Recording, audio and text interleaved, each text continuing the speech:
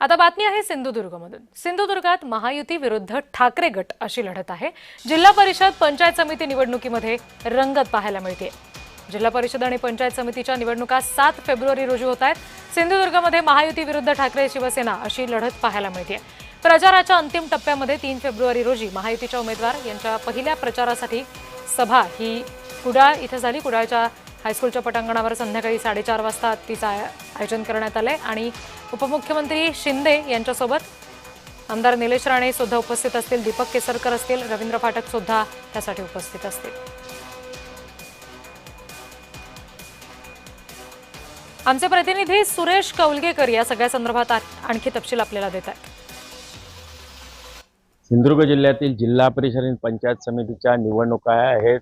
याची जी प्रचाराची रणधुमाळी आहे ती काही अंतिम टप्प्यात आलेली पाहायला मिळते आणि याच वेळी बघितलं तर आता सध्या महाराष्ट्र राज्याचे उपमुख्यमंत्री एकनाथ शिंदे हे 3 फेब्रुवारी रोजी सिंधुदुर्गच्या दौऱ्यावर आहेत, कोकण दौऱ्यावर आहेत आणि रत्नागिरीनंतर ते सिंधुदुर्गात दाखल होतील।